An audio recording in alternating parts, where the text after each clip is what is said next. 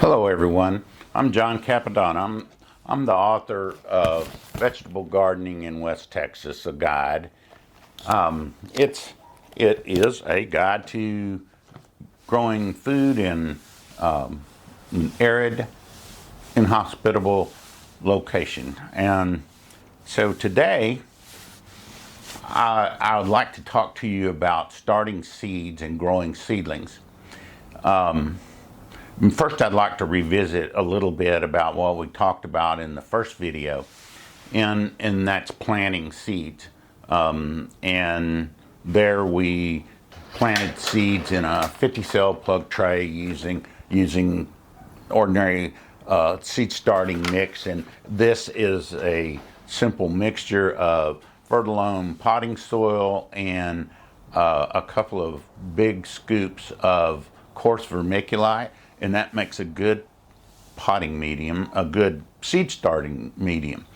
And then if you remember from the first video, we filled this with potting. We filled a 50-cell plug tray with potting mix, leveled it off, tamped it down a little bit, and then we placed seed in and we covered it with about 1/8 of an inch of fine vermiculite.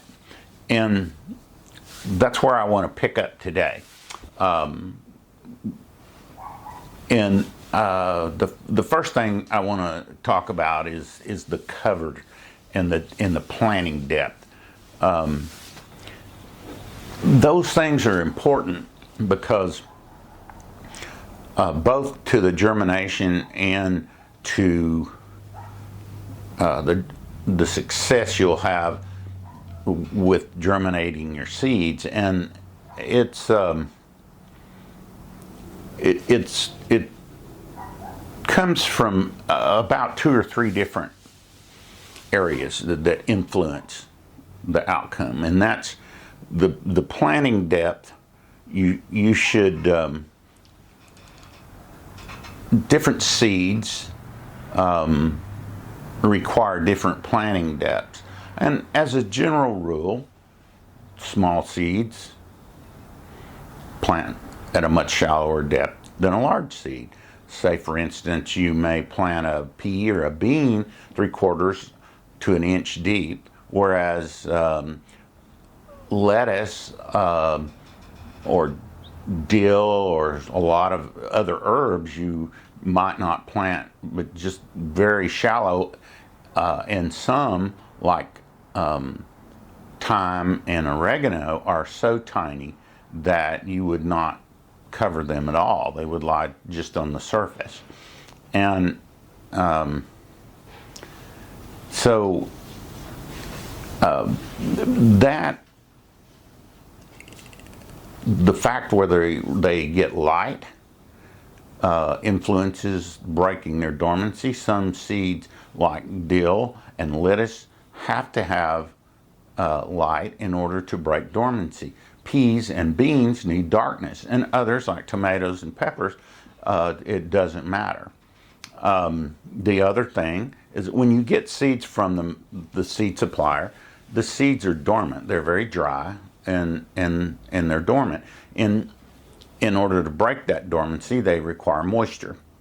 And so we supply that moisture by soaking. I saturate my plug trays in a tray of water. I bottom feed them, or bottom water them, and the water completely saturates those cells the first time around. There are some seeds that, like okra for instance, that you might soak overnight. Same thing with peas or beans. You would soak them overnight in water, and they would absorb that water, and that helps them to break dormancy faster, rather than having to absorb the water out of the soil. Now, when you're seeding in a plug tray, you can use the vermiculite to help hold the moisture at the level of the seed, so that aids in breaking that dormancy. And the next thing is temperature, and temperature is very important, and every seed has an optimum soil temperature at which it germinates best. and they vary. Tomatoes and peppers are 86 degrees, but lettuce is 77, spinach is 70,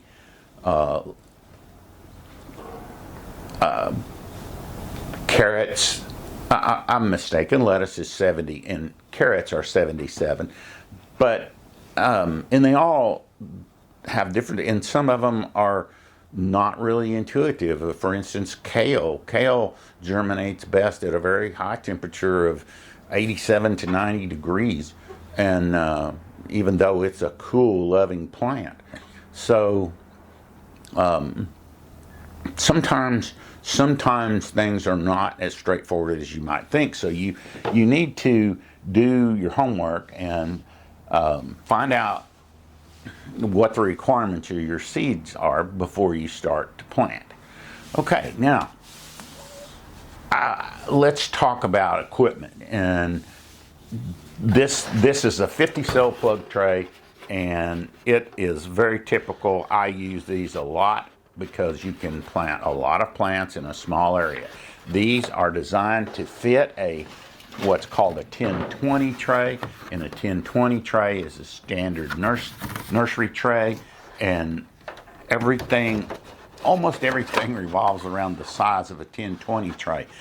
Even heating mats and are designed to fit 1, 2, 4, or 5 trays. So keep that in mind when you're thinking about your space. This is a humidity dome, and humidity domes are designed to fit on top of either a plug tray or a 10-20 tray. This is a 72 cell plug tray, and it's just like the 50 cell, except for it has 72 cells, and you can see they're slightly smaller. A 50 cell plug tray is about 2 inches across at the top, and they taper so that you can get the plug out easily. And the 72 cell tray is probably an inch and a half in across. So you can, and so using 72 cell plug trays, you can plant a lot of plants in a very small area. Let's talk about humidity domes real quick, and I think they're indispensable for starting seeds. Some people use plastic wrap, but the problem with plastic wrap is it fits too close. I like these low domes. They make other domes that are 3 times as tall, but I like the lower ones because I think it's just less volume that the moisture has to accumulate in. And what happens when you plant your plug tray and you water it, you bottom water it, it's saturated, so it has a lot of water in it, and the vermiculite on top is soaked, and it has a lot of water, and so it wets the seed down and holds the moisture, and the vermiculite holds the moisture where the seed is, and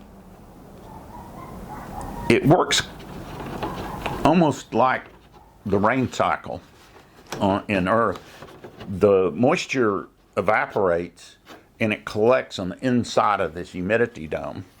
And I don't know if you can see this back here, but there's a humidity dome back here, and the whole interior top of the dome has little droplets of water on it, and they fall back down onto the top of the surface of the soil, and that re-waters or re-wets your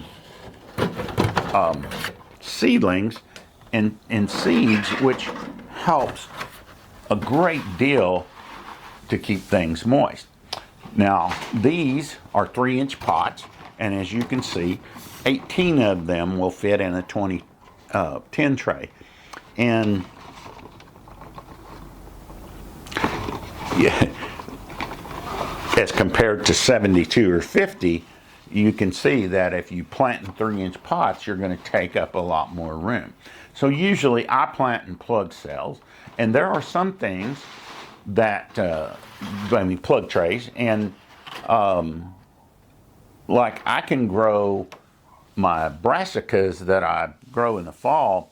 I can grow 50 in a plug tray, and I can grow them out for 4 weeks and then plant them directly from the plug tray into the garden.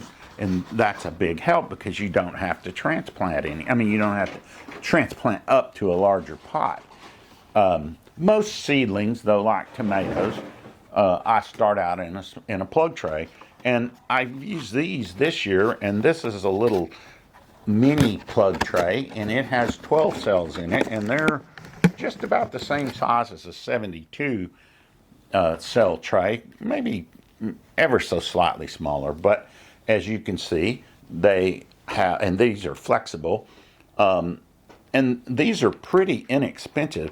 And the nice thing about these are great for, like, I planted 12 of these Grand Marshal tomatoes in this one little mini plug tray, and that way I can plant 10 different varieties and easily keep them organized and separate with one single marker. And they come with a small ventilated top humidity dome. Obviously it won't fit on here anymore, but when you're just planting the seedlings, you use it exactly like you do the humidity dome on the bigger 1020 trays. And this has worked really nicely in this year. And I've once they get to this size that they are now, I transfer those to larger pots. And in this case, I've transferred these to 4-inch pots and planted them deeper each time I plant, and they form a stronger and stronger root system. And of course, you can also plant them in 3-inch pots.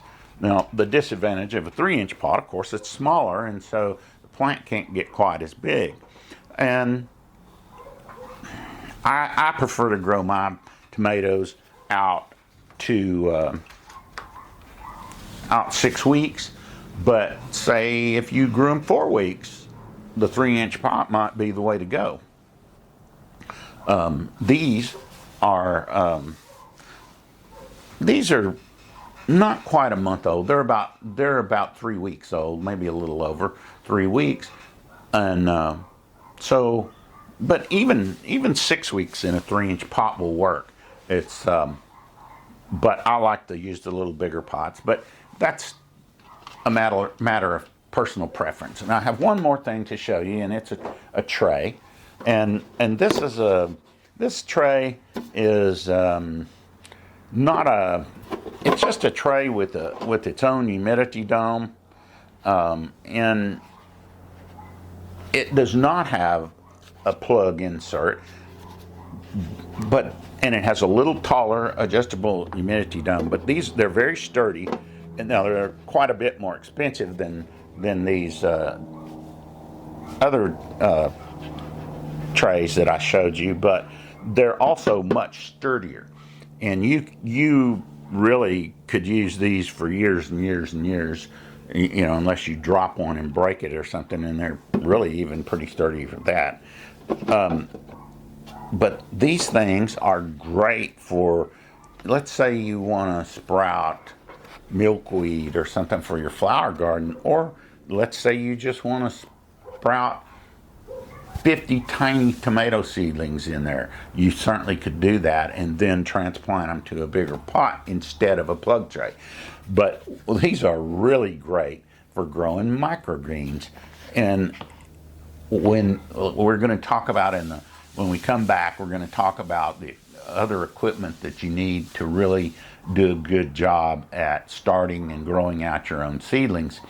And but in the off times, you could use these and the heat mat and your light to grow a lot of really nice, nutritious, tasty microgreens in a very small space. And when we come back, we're going to talk about the space that you need to do it, and we'll revisit this again.